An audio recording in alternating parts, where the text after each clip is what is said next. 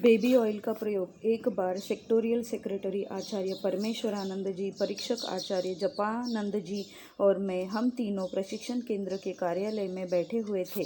वे हमारी प्रयोगशाला को देखना चाहते थे, जहां नहाने का साबुन, शैम्पू, कपड़े धोने का साबुन और कुछ दवाएं जैसे balm, aloe vera cream, avocado cream, नारियल तेल और बेबी ऑयल इत्यादि का उत्पादन होता था। परमेश्वरानंद जी बेबी ऑयल की एक शीशी अपने पास रख लिया और ऑफिस लौट गए। जब उन्होंने बेबी ऑयल की शीशी खोली तो उन्होंने उस तेल में हल्की सी सुगंध महसूस की।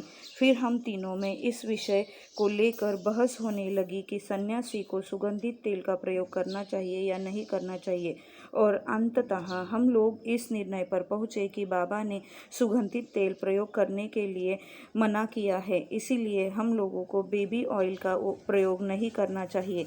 किंतु आचार्य परमेश्वरानंद अवधूत जी ने उक्त तेल का प्रयोग कर लिया। 3 महीने के बाद रिपोर्टिंग के लिए वे भारत गए। बाबा ने कहा, मनीला के सेक्टोरियल सेक्रेटरी खड़े हो जाओ।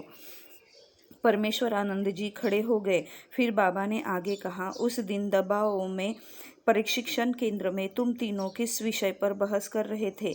वह कौन सा विषय था? परमेश्वरानंद जी को याद नहीं आया। फिर बाबा ने सुगंधित तेल को लेकर हम तीनों के बीच होने वाले विचार विमर्श का विचारपूर्वक उल्लेख किया और अंत में कहा, जब तुम तीनों ने बेबी ऑयल का प्रयोग नहीं करने का निर्णय ले लिया था, फिर तुमने उसका प्रयोग क्यों किया?